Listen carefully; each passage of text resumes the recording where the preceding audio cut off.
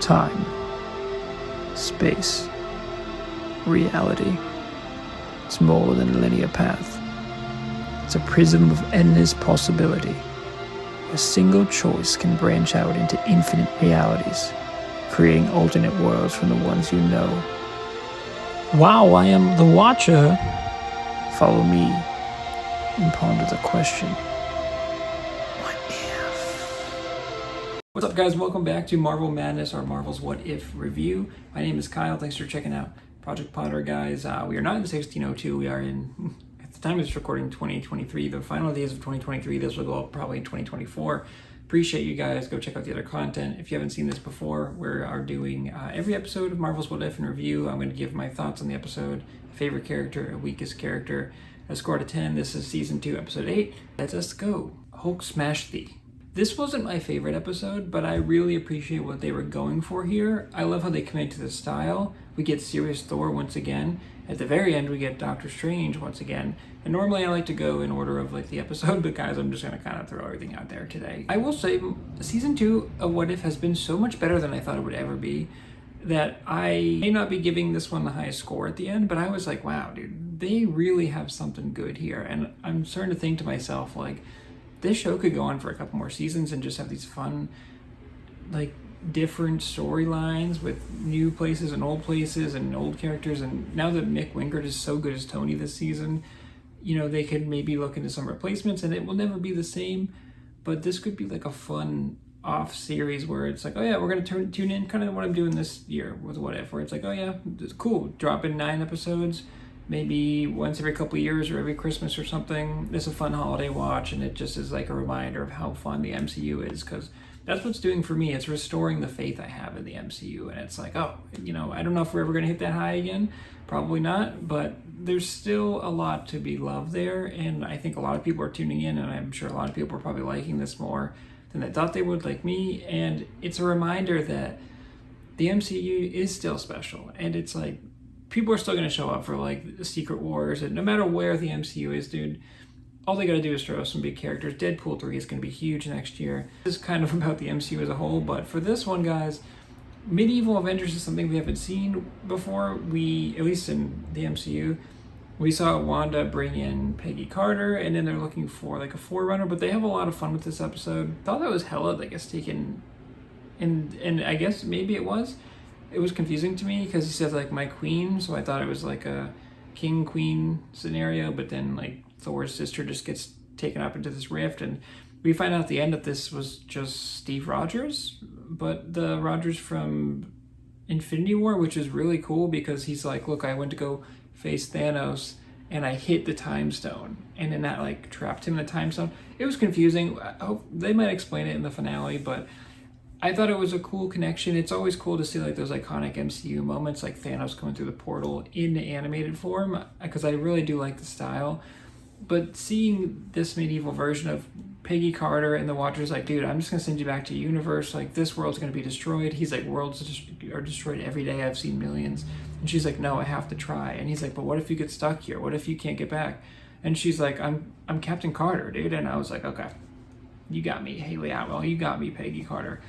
She's been an awesome character, but she is taking on the role of Cap. But I love how Steve Rogers and like Ant-Man, like Scott and Steve, are going around and they're like basically stealing stuff, and they're like thieves. And we start off with Tom Hiddleston's Loki, dude, doing Shakespeare, but I know he's a big Shakespeare guy. God, Tom Hiddleston is just so good as Loki, and he must have got a fat bag from Marvel this year, dude, because he not only obviously starred in Loki season 2, which was incredible, but then he's doing all the voices for this, and so it's like Tom Hiddleston, I'm sure, is very wealthy and just beloved, and man, it's awesome to see him. So him doing Shakespeare and being funny, and then Peggy has a line where Thor's being dramatic, and she's like, "Ah, you're more dramatic than your brother," and he's like, "Blessed," and it's so funny, dude. And protect Tom Hiddleston at all costs. But this is something where, like, you know, you could live on with Loki, where a little voice acting, dude, as long as Tom Hiddleston can still do the voice, which isn't like a crazy accent or anything, they can keep having Loki in stories, and so you don't have to have live action Loki where he looks the same. Although I would like to see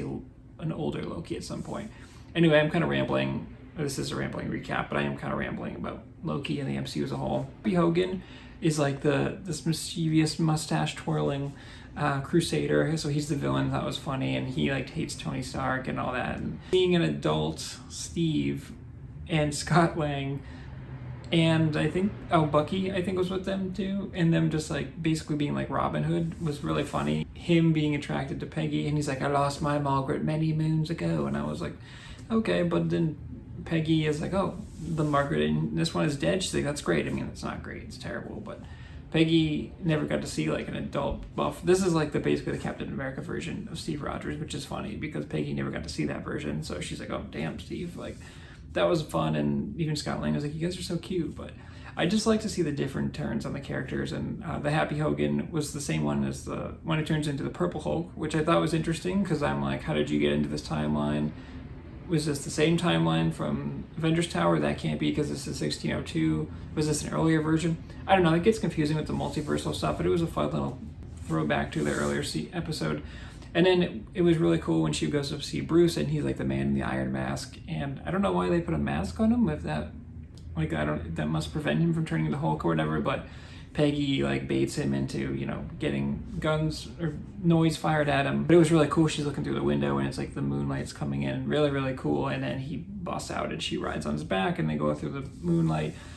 Awesome stuff. And then, like I said, guys, we find out that the Forerunner is Steve Rogers from the Sacred Timeline, which was really awesome. And again, it was confusing. He kind of got stuck in the time zone, I guess, but I just really, really liked how much fun they had and how they were talking. And like what I said, when Bruce says Hulk smash thee, and they're speaking in like old English script, but they're still kind of talking like the MCU. But it's just funny how Happy Hogan's like, I could never be compatriot with that madman Stark. And I'm like, that's not my favorite episode, but I really appreciate what they did. And then Sorcerer Supreme Doctor Strange shows up at the end, and he's like, oh, I've got a story for you. So what are we gonna do for the finale? It feels a little rushed, if that's possible, but I am really liking the different threads of season 2, and I had once again, I find myself saying I had a good time with this episode.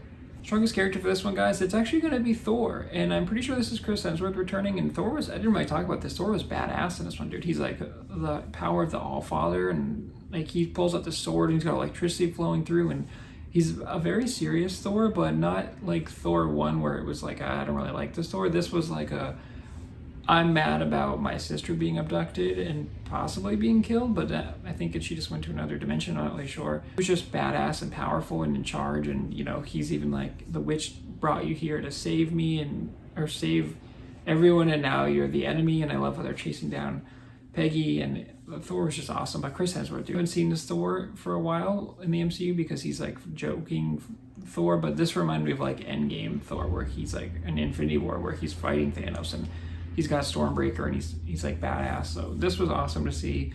A lot of this has to do with the animation too, but Chris Hemsworth, excellent as always as Thor, and I thought he really stood out in this one. Okay guys, the weakest character, I'm gonna be honest, I don't really think anyone really stood out as someone that was particularly bad or anything. I know it's kind of cheating, I don't really like not picking someone, but everyone kind of played their role. They had a lot of fun with the different roles, and I don't have anyone that was the weakest character for this week. Right, guys, that brings us to a score. For me, this is an 8-7. This is a really good episode. I just didn't put it higher because I felt like it was lacking in some points of the story, where the Forerunner thing I thought was a cool reveal, but they didn't do a good enough job of explaining exactly what was going on or what Tony was building. And they get the scepter, and that was cool, but then it's weird that Tony knows how to build all that stuff. And for a second I was like, is this Tony from another universe, because he kind of looks the same? And he mentions like, oh yeah, you're talking like this is all gibberish, but keep talking. And he looked too much like normal Tony to me, that I was like, that's confusing. But I do really like all the fun they had, you know, with Hulk and Happy fighting, and Happy being the villain was funny, and Steve Rogers being Robin Hood basically, and there were scenes with Peggy and Scott Lang just being Scott Lang, and Paul Rudd being a treat. So there was a lot of fun with that. The setting was cool. I like how Thor was kind of the villain, which was fun. But it's just that time period, even though I like they had fun with it, it's just not my favorite. And so maybe I put that a little bit lower. The action scenes were cool. So it's still a high score, but just not, I think, the highest of the highs like some of the earlier episodes have been this season. So still a great time, but not quite my favorite one this season. Guys, that's another episode of Marvel Madness. We just have one more episode in season 2. I don't know if they're going to do a season 3. I would have told you before the season that they shouldn't have done a season 2, or this should be it.